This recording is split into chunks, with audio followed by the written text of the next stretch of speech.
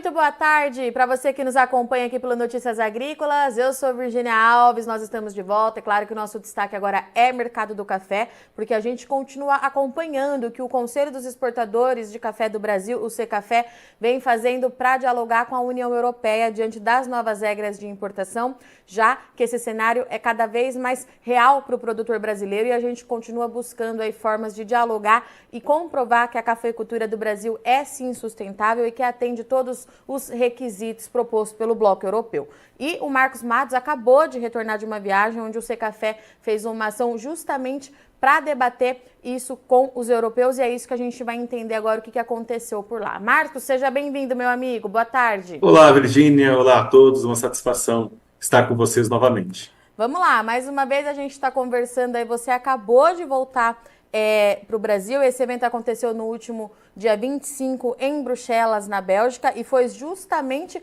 para debater a sustentabilidade dos nossos cafés, é isso mesmo? Sem dúvida nenhuma, nós aproveitamos uma semana inteira em Bruxelas para conhecer a Comissão Europeia, conhecer alguns ambientes que são importantes para o agronegócio global, como o European Alimentos Forum, AgriForum, muito importante de debates para pensar o futuro como um think tank. E nós, no dia 25, tivemos, dentro da nossa missão, a missão do Brasil junto à União Europeia, um evento sobre sustentabilidade do café brasileiro e a nossa plataforma de rastreabilidade para fazer frente à IUDR, que é a Lei Anti-Desmatamento. Então, aproveitamos uma semana para reforçar as nossas mensagens contundentes de sustentabilidade e ouvir, né, o máximo possível das grandes áreas da Comissão Europeia, das autoridades competentes de 7 países, agências como o Programa Espacial Europeu, o JRC, que é a Joint Research Center, e organizações europeias de café. E, Marcos, é importante a gente retomar, porque faz algum tempo já que a gente não fala sobre isso com vocês, que a gente está falando de um dos principais destinos do nosso café, né? Por isso que é muito importante esse diálogo aberto e essa participação do Brasil muito ativa para garantir que esse mercado continue sendo um mercado consolidado, né? Com certeza, nesses primeiros meses de 2024, janeiro, fevereiro e março, a União Europeia respondeu por 47% de todos os embarques, e a Europa, 53%. Então, é um mercado que é uma vitrine, concentra os cafés diferenciados, que são cafés de qualidade, selos de sustentabilidade, e, com certeza, as principais indústrias, o trade global, estão todos ali. Então, realmente, nós queremos fazer todo esse trabalho para demonstrar o nosso compromisso e, obviamente, que nós temos grandes ganhos de sustentabilidade ao longo das últimas décadas. E, Marcos, se a gente for traçar uma linha do tempo, né, desde que tudo isso começou a ser colocado em jogo, o diálogo do Secafé dos exportadores, ele sempre foi muito aberto e sempre houve essa necessidade, mas a gente sabe também que lá no início havia certa resistência, né, dos europeus em se entender, e inclusive nem eles, mesmo por muito tempo, souberam explicar muito o que eles estavam pedindo. Como é que a gente está em relação a isso? A gente já conseguiu entender de fato quais são essas novas regras e, principalmente, eles estão mais abertos à discussão? Olha, é bem importante relembrar esse histórico, né? Nós tivemos uma lei que é essa lei de desmatamento aprovada em junho do ano passado, e foi criada sem qualquer diálogo com o setor privado, seja nós, como exportadores, país de origem, ou os industriais, o setor privado europeu. Foi um ambiente mais a partir de consultas públicas, diretamente com os consumidores, e ali um número bem restrito de consumidores responderam aquelas consultas públicas, né? Então, foi criada uma lei e que, tampouco hoje, a Comissão Europeia consegue responder às dúvidas que temos. Mas, obviamente, como um mercado muito importante, nós começamos a trabalhar numa solução de uma forma conjunta com vários membros do Secafé para atender a IUDR. Hoje, a lei ela é zero desmatamento pós 31 de dezembro de 2020. Mas detalhes disso precisam ser publicados num documento que se chama Documentos de Implementação da Regra, os guidelines para o café e as demais commodities impactadas. E nós tínhamos a expectativa de que em maio isso seria publicado. E no nosso evento, nós tivemos a mensagem de que em maio a data será anunciada. Então, nós ainda precisamos de elementos para entender exatamente o que temos que fazer, porque nós queremos restringir ao máximo dentro das quantidades enormes de bancos de dados que o Brasil possui, né? São mais de 200 de bancos de dados, absurdos na área social, na área ambiental, e, obviamente, nós não queremos expor, nós queremos atender aquilo que existe a lei. E a lei anti-desmatamento, ela tem um diferencial muito significativo entre qualquer outra lei, porque a todo momento os países discutem leis, inclusive dentro do bloco. O bloco discute leis sociais, por exemplo, do diligência social, que é a diligência devida, mas a UDR, a lei de desenvolvimento, é completamente diferente de tudo, porque é uma checagem container a container, exportação a exportação. Estou criando um aparato de fiscalização em cima de dados de geolocalização.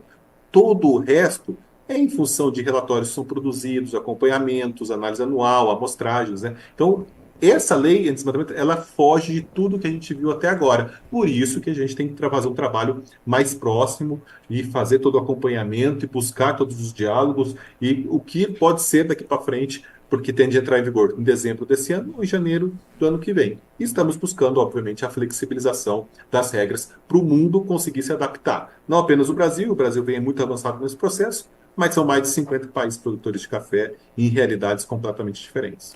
E, Marcos, quando a gente fala na plataforma de rastreabilidade do Secafé, como é que eles têm recebido isso lá fora, já que o Secafé detém aí por quase 100% das nossas exportações, né? Ah, com certeza. E, bom, nesse aspecto, a nossa plataforma, quando apresentamos, né, primeiramente, a sustentabilidade do café brasileiro, né, a gente sempre deixa a primeira parte das discussões em cima dos ganhos de produtividade, preservação ambiental, né, o repasse do preço fora exportação ao produtor, que o Brasil é recorde, o índice de desenvolvimento humano, onde o café está presente, o IDH é mais alto, se o parque cafeeiro é mais bem estruturado, aí mudamos de categoria. Então, a gente tem muitas mensagens positivas. E mostramos que o Brasil é um país transparente, que temos o Código Florestal brasileiro, temos direitos constitucionais do uso da terra e temos o Cadastro Ambiental Rural, que é a base de monitoramentos como esse que estão sendo propostos na Europa. Então, gastamos 12 anos o produtor investindo para ter o seu próprio georreferenciamento e a sua propriedade ali toda mapeada, para, obviamente, ter as condições de atender. Então, o Brasil é elogiado, é exemplo, é referência, mas, ao mesmo tempo, né, nós queremos mostrar que o produtor merece conhecimento, o Brasil, como organização, em função de todos os avanços que foram feitos, um país transparente, organizado, e onde que os produtores seguem investindo. E, obviamente, a rastreabilidade tem custos. Obviamente, isso não é por uma ferramenta ou outra, um sistema ou outro, mas é a estrutura da rastreabilidade entre a logística segregada, esse acompanhamento produtor a produtor, bloqueio de um determinado produtor, que sempre são casos específicos, mas acontecem, e todo esse trabalho dentro dos armazéns. Então, tudo isso é uma logística específica, né? Então, nós temos que trabalhar e mostrar que o Brasil exporta, em média, 57 mil contêineres por ano. Cada container tem 150 produtores, então são milhões de dados que precisamos. Os operadores, que não somos nós, são os importadores, vão ter que fazer a entrega desses dados nesse sistema que foi montado pela Europa para fiscalização futura. Então, é um aparato muito grande, com muitas dúvidas, incertezas, e poucos são aqueles que têm algum tipo de alguma informação que possa ajudar a trazer tranquilidade para o fluxo do comércio global. E, Marcos, e voltando de novo, né, na nossa linha do tempo, quando toda essa discussão começou, o Brasil, enquanto líder em produção e exportação, prontamente foi o primeiro país a mostrar interesse e preocupação. Mas a gente começa a ver que as outras origens também estão se mexendo, né? Você sentiu algo nesse sentido por lá? Com certeza, a gente tem visto nos últimos tempos, pela mídia, alguns países se mobilizando. Claro, quando você analisa, são números muito pequenos, né, de informações. E sempre há um uso do marketing, né, por trás de tudo, né? Tal país está providenciando café livre de desmatamento. Nem é isso que Sim. pede a lei, né? É zero desmatamento pós uma determinada data, né? Então, são situações que o Brasil, por exemplo, não se encaixa. Por quê? O Brasil é um país continental e a gente tem regiões em diferentes estágios de desenvolvimento. Se o café já está em regiões consolidadas, a gente consegue fazer todo o monitoramento e atender com todas essas questões de custos e reconhecimento por tudo aquilo que o Brasil tem feito de fato. Mas nós temos regiões novas no Brasil que ainda tem dentro do nosso Código Florestal, permite avançar dentro do conceito de supressão legal da vegetação, obviamente. Então, para o Brasil, esse tipo de coisa não faz sentido, mas nós já estamos usando a plataforma há algum tempo, estamos em permanente contato com os nossos importadores, usando a plataforma, enviando dados, longe de um trabalho mais midiático, porque não é isso que a gente quer. A gente quer que as autoridades reconheçam os sistemas brasileiros. PRODES, a lista suja do trabalho análogo do escravo, dos embargos regionais, nacionais. Então, essa dinâmica. E, obviamente, a gente tem inúmeras tecnologias que podem ser usadas. Só que o Brasil tem 6,48 milhões de propriedades rurais georreferenciadas. A gente não está falando de um projeto piloto que pega lá uma região com 30 produtores e obtém os polígonos e faz a exportação e usa o marketing em cima disso para dar destaque. Não, nós estamos falando que o Brasil, como país continental, tem os dados geolocalizados. Né? Os países estão fazendo exemplos de regiões localizadas e dando uma abordagem diferente daquela que o Brasil tem, pelo menos até o momento, a gente tem observado com muita cautela e com muita responsabilidade. Muito bom. Marcos, daqui para frente, então, como fica a agenda do Secafé em relação a essas demandas e quais são os próximos passos aí de diálogo com o pessoal por lá? Bom, nós temos esse compromisso e estamos montando isso junto com a nossa missão do Brasil e da União Europeia, uma participação mais ativa, né, na plataforma Multi-Stakeholder, continuar apresentando a nossa plataforma e como estamos trabalhando. Nós temos a indicação de fazer um trabalho muito mais próximo com as autoridades competentes e aí visitar cada país. Então, a gente abriu as portas, agora é aprofundar. Nós já soubemos que portos da Alemanha, Bélgica e Países Baixos fazem um acordo para procedimentos mais harmonizados. Então, nós vamos entender e mostrar quais são as informações mais relevantes que eles devem olhar para qualquer checagem de dados. Nunca usar bases de dados que nos penalizem. Exemplo, o mapa da Joint Research Center, que aponta desmatamento em todos os países, em regiões que o café já está há mais de 20 anos. Então, existem bases ruins e a gente está mostrando que nós temos que usar as nossas bases. Então, esse trabalho individualizado, cada país, cada autoridade competente, que estão sendo formadas, então a gente está no tempo certo para falar com cada uma após essa porta aberta. E se em Bruxelas for um evento mais focado em autoridades, agências e Comissão Europeia, nós estamos programando no Swiss Coffee Dinner e Fórum em outubro deste ano. O Brasil será patrocinador, o Secafé patrocinará o evento, e nós vamos fazer um evento voltado para o setor privado, todas as indústrias, todo o trade europeu, e ali é uma discussão bem privada de como o Brasil está trabalhando.